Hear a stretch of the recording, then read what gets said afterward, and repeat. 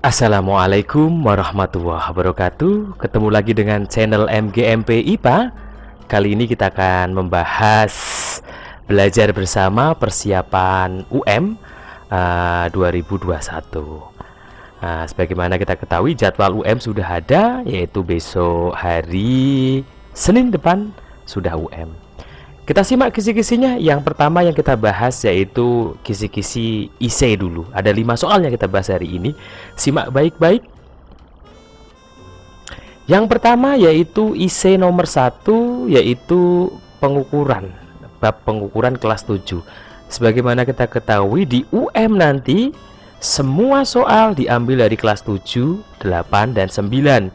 Untuk presentasenya adalah 50 itu kelas 9, 25% kelas 7 dan 25% kelas 8. Kita simak dulu yang pengukuran IC nomor 1.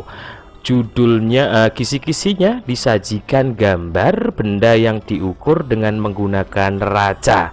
Siswa dapat menentukan jenis besaran dan nilai besaran yang terukur. Ada kata-kata neraca. Berarti bisa neraca Ohaus, neraca sama lengan, dan seterusnya. Saya akan membahas neraca Ohaus. Kita lihat. Nah, ini adalah neraca Ohaus. Ada 3 skala. Ini ada 3 skala ya. Ini adalah tempat beban, ini adalah tombol kalibrasi, dan seterusnya. Bagaimana cara mengetahui berat benda yang ada di sini? Kita simak. Nah, ini salah satu gambar neraca Ohaus yang saya zoom untuk skalanya. Ada skala 1, ada skala 2, dan skala 3. Bagaimana cara mengetahui berat benda yang ada di skala ini dan keadaan setimbang? Nah, caranya mudah, cukup tambahkan semuanya. Ini semuanya satuan gram, berarti 300 gram, 70 gram. Berarti ini 5, 1, 2, 3, 4, berarti 5,4.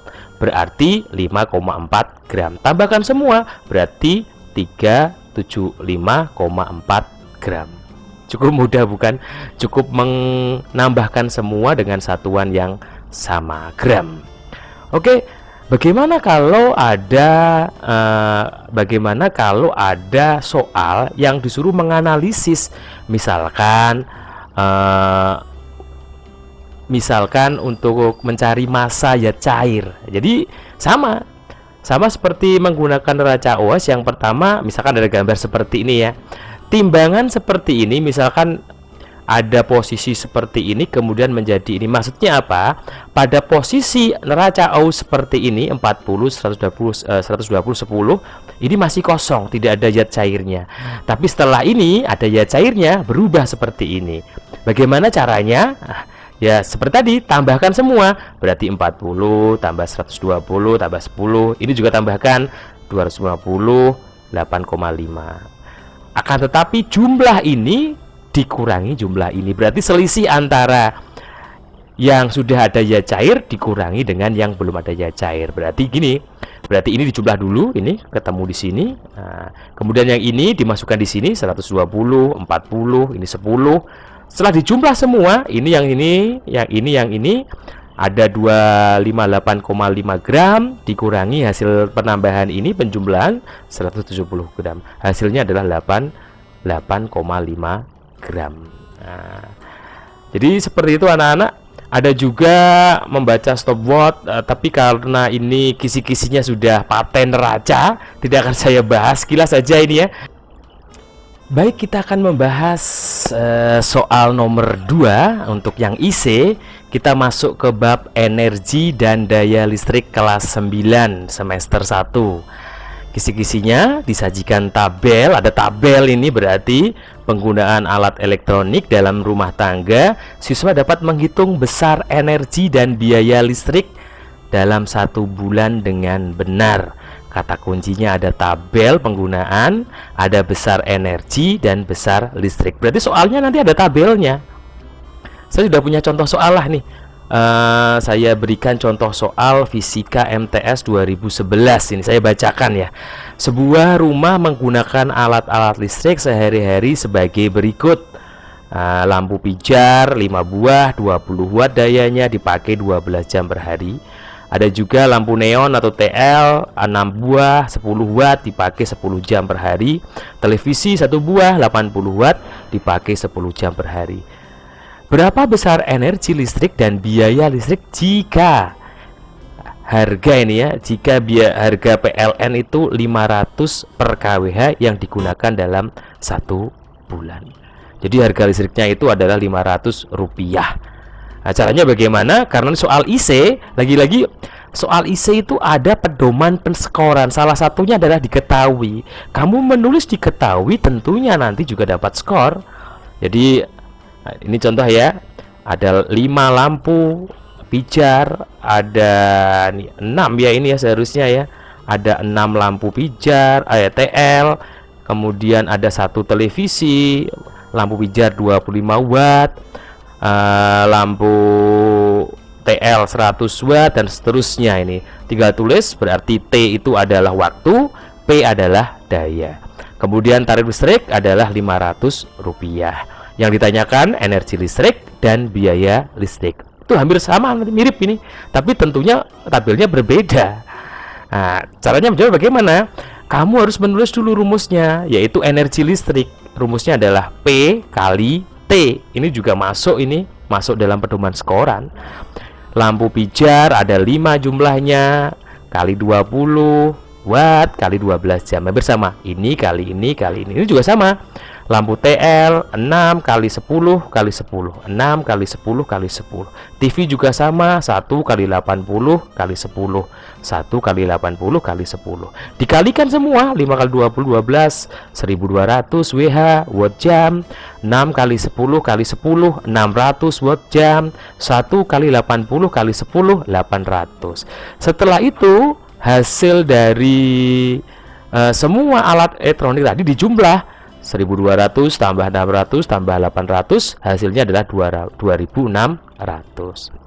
Jadi energi listrik per bulan, karena 1 bulan tuh 30 hari, tinggal mengalihkan ini, berarti W sama dengan 2600 WH dikali 30 hari, sama dengan 78.000 watt jam atau WH. Ini berarti yang A sudah ketemu. Sekarang yang B.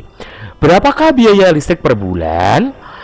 78.000 WH harus dijadikan KWH dulu. Kenapa? Karena tarif PLN itu per KWH, kilowatt jam. Berarti tinggal dibagi 1000, berarti 78 kilowatt jam KWH. Kenapa harus dibagi? Sekali lagi, karena tarifnya per kilowatt jam. Jadi biaya 1 bulan adalah 78 kWh kali 500. Hasilnya adalah 39.000. Jadi seperti itu caranya. Mudah bukan? Lanjut. Oke, masuk ke soal yang ketiga. Kita masuk ke sistem tata surya. Ini ada di kelas 8. Ini IC nomor 3 nanti keluar. Disajikan gambar tata surya, berarti nanti ada gambar tata surya dari matahari sampai ke Neptunus ya. Siswa dapat menyebut nama dan karakteristik benda antariksa dengan benar. Jadi kalau saya boleh menyimpulkan, kisi-kisi ini nanti ada gambar, kemudian ada yang ditunjuk, misalkan ditunjuk anak panah, ditunjuk angka 1, angka 2 di huruf X misalkan, itu namanya apa dan cirinya apa. Nah, kita akan membahasnya. Coba kita bahas. Tata surya kita itu dimulai dari matahari, Merkurius, Venus, Bumi, Mars, ada sabuk asteroid, ada Jupiter, ada Saturnus, Uranus, Neptunus, dan seterusnya. Yang keluar yang mana? Nah, pertanyaannya, kamu perlu menghafal semua ini, tapi saya berikan trik dan tip bahwa yang sering keluar itu Mars, asteroid, Jupiter, Saturnus. Karena yang memiliki keunikan, Saturnus punya cincin, Jupiter itu besar. Kalau yang asteroid itu sabuk asteroid, kalau Mars itu terdekat dengan bumi. Kita bahas satu-satu. Kalau nanti yang ciri-ciri asteroid yang keluar itu adalah asteroid terletak di antara Mars dan bumi. Kemudian ada batu-batunya, yang paling besar batu-batunya namanya Ceres. Bentuknya tidak teratur, sering berlubang kawah. Suhunya rata-rata adalah minus 100 derajat Fahrenheit. Nah, jadi seperti itu. Kemudian Mars, ini yang paling sering keluar ini. Planet Mars, ciri-ciri planet Mars: permukaan berbatu, memiliki kutub es seperti bumi, suhu permukaan lebih dingin dari bumi, lebih dingin daripada bumi, memiliki gunung berapi dengan ketinggian 23.000, dan warnanya yang paling mencolok adalah warna kemerahan. Jadi ada seperti ini, kamu boleh men-screenshot tadi ya, ciri-ciri mana yang keluar. Saya condong nanti yang keluar planet ya, kalau nggak planet Mars ya planet Saturnus gitu ya. Kita lihat lagi, ada juga Jupiter, planet terbesar, berdiameter 11 kali dengan bumi. Di atmosfernya ada banyak hidrogen dan helium, kemudian memiliki awan dari amonia dan kristal es. Kemudian Saturnus, ini planet yang cantik ini. Ciri-cirinya angkasanya diselimuti oleh sabuk yang kaya hidrogen. Ini kaya hidrogen ini. Mempunyai cincin yang berlapis-lapis, terdiri dari kristal es dengan lebar 402.000 km dengan tebal 15 km. Jangan lupa ya, di screenshot semua tadi, antara asteroid Mars, Saturnus atau Jupiter yang keluar mana, dipelajari benar-benar di antara 4 itu. Sudah saya berikan bantuan itu, bahwa yang sering keluar di antara 4 itu. Kita masuk ke nomor 4. Kita masuk ke bioteknologi kelas 9, baru dibahas semester ini. Seharusnya masih ingat ini ya. Kisi-kisinya disajikan pernyataan kemanfaatan bioteknologi di berbagai bidang. Siswa dapat menemukan contoh produk bioteknologi konvensional dan modern. Berarti ada pernyataan, kamu disuruh menyebut contoh produk bioteknologi konvensional. Ini mudah, ini cuma hafalan ini. Kita simak ini. Perhatikan baik-baik. Bioteknologi konvensional contohnya yang tradisional: tempe, tauco, kecap, oncom, yogurt, keju, mentega, nata de coco, asinan. Itu contoh dari bioteknologi konvensional. Sedangkan yang modern kita lihat, yang modern salah satunya adalah interferon. Nah, itu melawan infeksi, meningkatkan sistem kekebalan. Ada insulin juga, itu mengatur kadar gula darah. Ada vaksin, meningkatkan kekebalan tubuh. Ada penisilin, antibiotik. Alexander Fleming yang menemukan, kalau kamu masih ingat menonton video yang telah lalu. Kemudian juga ada hormon pertumbuhan, melawan kekerdilan. Tahu dong Lionel Messi yang dulu pas waktu di Barcelona tidak bisa tinggi, dikasih hormon terapi, hormon pertumbuhan. Baiklah, kita bahas yang terakhir, IC nomor 5. Ini di pewarisan sifat kelas 9. Masih kelas 9 tapi di semester 1 ya kalau nggak salah ini ya. Ya, semester 1. Semoga masih ingat anak-anak. Kisi-kisinya disajikan sebuah percobaan persilangan tanaman monohibrid. Monohibrid, satu sifat beda. Siswa dapat menyimpulkan hasil persilangan dengan menentukan rasio fenotip, genotip keturunan kedua. Berarti yang ditanyakan F2-nya. Rasio fenotip dan genotip F2-nya. Pak, bagaimana caranya ya? Saya berikan contohnya lah. Ini saya punya contoh soal ini ya. Ini soal yang sering ada di buku-buku juga sih contohnya ini ya. Kalau ada soal seperti ini, langkah pertama harus kamu identifikasi dulu parentalnya. P itu parental.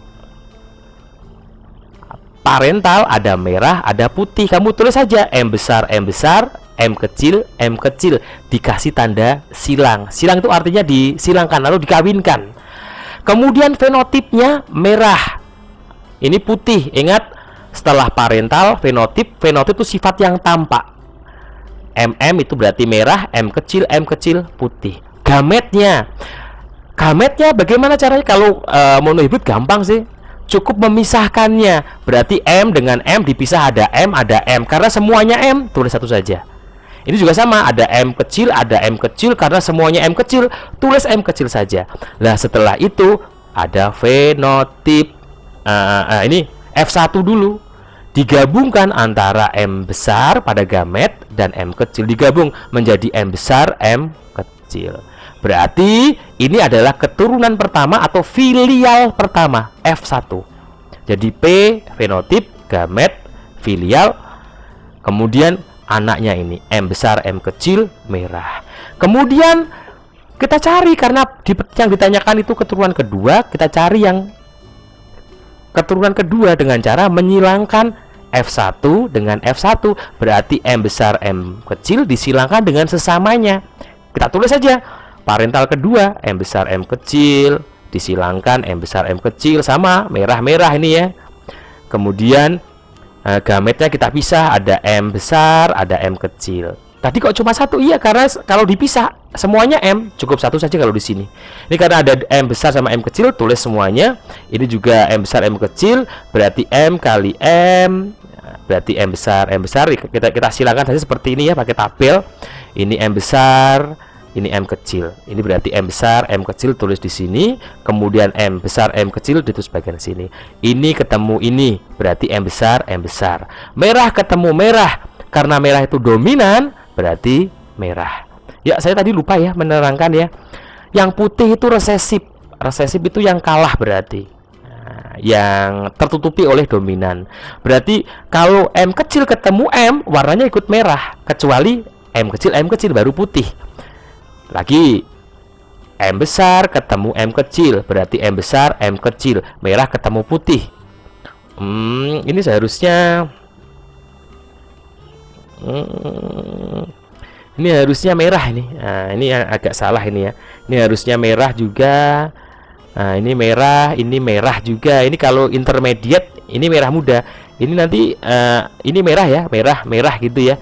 Nggak ada merah muda. Kalau tinggi pendek ini ya tinggi. Nah, putih berarti kita simpulkan. Berarti kalau ini saya coret aja ya. Ini berarti saya hilangkan ini nggak usah. Berarti anaknya ada merah. Berarti merahnya ada 3, putihnya ada 1. M besarnya ada 1, M besar M kecilnya ada 2, kemudian M kecilnya ada 1. Jadi M besarnya ada 2, 1, 2, 1. Jadi seperti itu. Ini ya, saya ulangi lagi. Untuk perbandingan fenotip dan perbandingan genotip, cukup menghitung rasio genotip itu gennya. Nah, berarti M besar kita tulis di sini. Ada berapa? Oh, ada 1, tulis 1. M besar M kecil tulis di sini. Ada berapa, hitung? 1, 2, tulis di sini 2. M kecil ada 1. Nah, tulis 1. Kemudian kalau yang fenotip sifat yang tampak merah dan putih. Berarti merahnya ada 1, ada 2, ada 3. Berarti tulis 3. Putihnya cuma ada 1. Ya sudah, ketemu. Jadi caranya seperti itu. Mungkin bisa diulang-ulang lagi ya anak-anak ya. Jadi yang ini dominan, yang ini resesif. Begitu anak-anak. Semoga dalam pembahasan IC kali ini bisa masuk di pikiran kamu. Diulangi lagi kalau belum paham. Mohon subscribe supaya tambah semangat kita dalam membahas kisi-kisi soal UM di tahun 2021. Mohon maaf jika ada kesalahan dalam menjelaskan. Salam dari MGMP IPA. Wassalamualaikum warahmatullahi wabarakatuh.